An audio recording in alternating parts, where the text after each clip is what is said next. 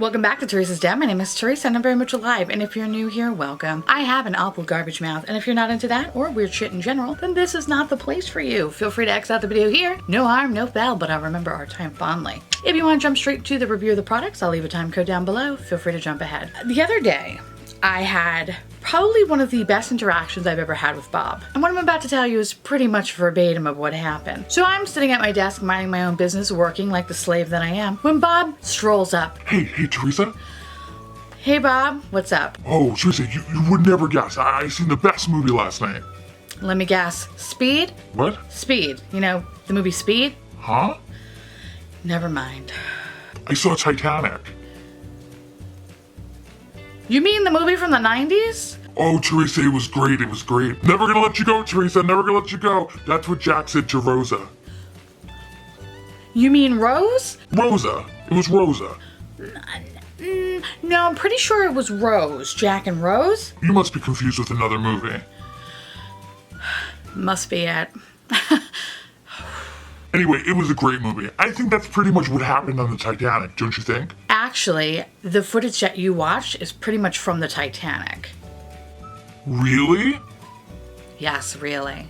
Wow, that explains so much. Doesn't it? Bob doesn't have children, thank God. Bob then proceeded to ask me a bunch of work questions that made no fucking sense, and I had to do my best to just try to keep up with him. There's a lot of flailing of arms and, you know, typical Bob fashion. I then watched him take his finger, put it towards his nose, pull out what I presume to be a booger. He then put his finger to his mouth, did this, looked back at the booger, wiped it on his pants, and then brought his whole hand back to his mouth, where he proceeded to take the finger that he just had in his nose and he put it in his mouth.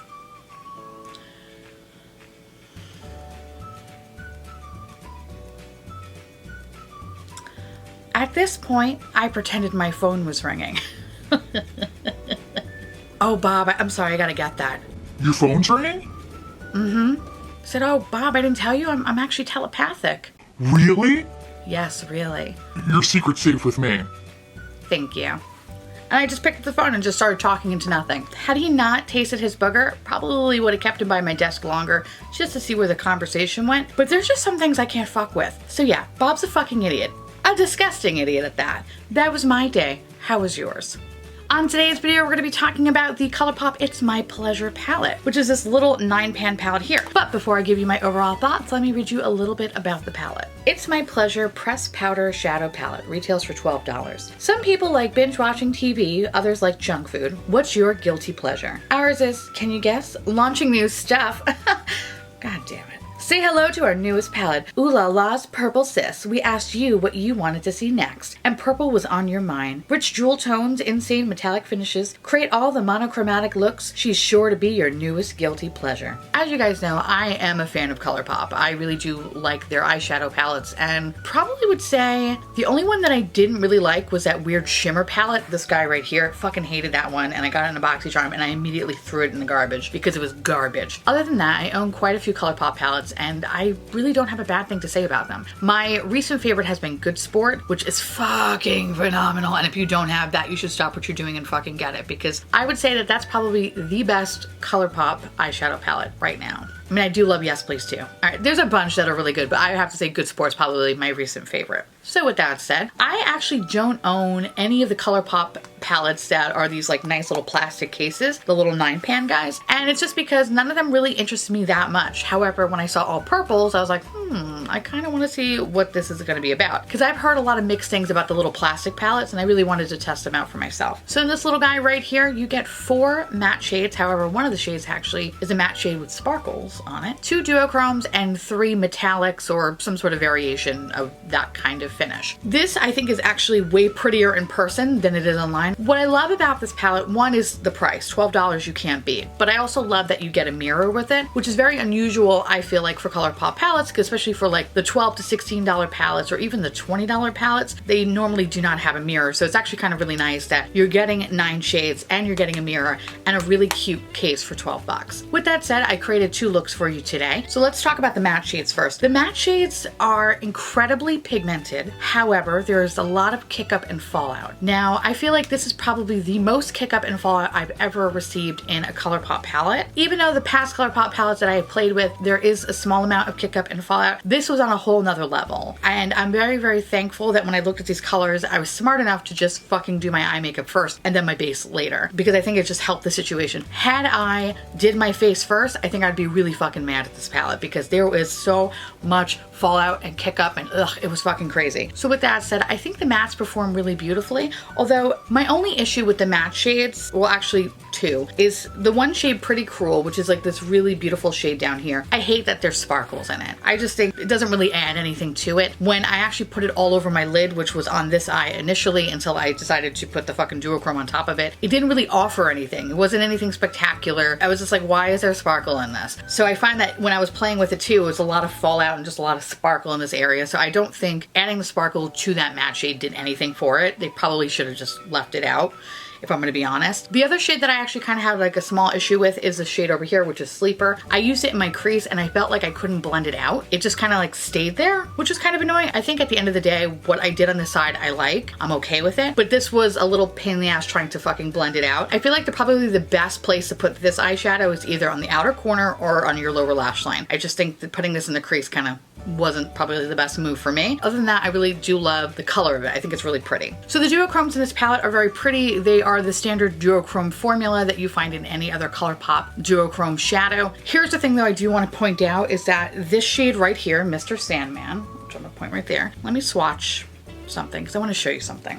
That is Mr. Sandman, okay? Now I'm going to go in with the shade Glass Bowl, which is over here. And last but not least, I'm going to go in with the shade Blizzard. This is Mr. Sandman, this is Glass Bowl, and then this guy over here is Blizzard. When I was playing with the shadow, I was like, you know what? I think I actually have this already in these 2 shades. So maybe not so much this one in the middle, but definitely I think the one on the edge over here, I feel like are very, very similar. The other duochrome shade you get here is called Earth Shine, which I initially thought this shadow existed in the Colourpop Disney Princess palette, but that's not the case. The shade in here is actually more peachy tone while this is more pink tone. So at least there's a difference there in that one. As for the metallic shades, they are fine. They actually work both wet or dry. So for example, the color Chicklet over here, I used with a dry brush. I think it's very pretty. I like it. I love Colourpop. I think Colourpop is fucking fantastic. And what I love about Colourpop is their price range, right? Their price range is easily accessible for any and all. However, the way that they're pumping shit out is like, slow down, guys. And I think this is kind of more of a comment to the whole makeup community in general. Every fucking week there's some sort of a palette drop, or there's some sort of a collaboration, or this and this and that. And I quite frankly feel like I cannot keep up with Colourpop. Colourpop releases something every other week. They really want to stay relevant, which I don't blame them because this is a fucking huge market and you really want to be on the top. But like, holy shit, after a while I start to feel like they're releasing the same things over and over again. So kind of keep that in mind when looking to buy this palette. Yes, it is $12 and you really can't fucking beat that, but really think to yourself, do you own a lot of these shades? Because when I look at them, I feel like I technically do own them, especially within the Disney Collection palette. There's some similarities with some of the purpley shades, as well as some of the Good Sport palette. I don't necessarily think I needed to get this palette. I don't really think I did because looking at my collection, I feel like I already own most of those shades. If not, I already have them in other Colourpop formula. So I think if you were interested in getting this, it's like, yeah, totally. I think it's a really good product. I can't say too many bad things about it other than, you know, I had a little difficulty with maybe one of the matte shades not really blending out to my liking. But other than that, it's a good palette. Like, it's Colourpop. Colourpop is usually very, very solid with their formula. They don't fuck up things too much, except for that one goddamn palette that I hate so much. This one right here, I'll let it burn in hell. Anyway, if I'm going to be really honest here, do I see myself really picking up this palette? No, not necessarily. Especially considering I feel like a lot of the purple shades that I've been getting lately have been coming from indie brands, and they're so much fucking better. Like Blush Tribe, for example, or Lethal Cosmetics. Menagerie Cosmetics, I mean, Cleona Cosmetics, like I could go on and on and on and on, right? The thing is, it's just like, yes, this is affordable. Yes, it's a pretty palette, but if you already own similar shades like that, don't buy another fucking palette. I say get this palette if you don't have any of these colors. Do I think they're the best purple in the world? No, I think they're pretty good, but it's not the best purple I will ever use in my life. These are not really fucking mind-blowing. They're not going to like literally have sex with you and then make you dinner. You know what I mean? These are not gonna satisfy you in that way. And you really want a palette that's gonna satisfy your every fucking desire. And this really isn't it. But if you know, want to get a quick finger bang for $12, go for it. Oh my God, what am I saying? So yeah, so it's nice, but I don't really necessarily think you need to rush out and go buy it. And if you wait a week or two, I'm pretty sure it's going to be 20% off. Go pick it up when it's like $9. I support that wholeheartedly.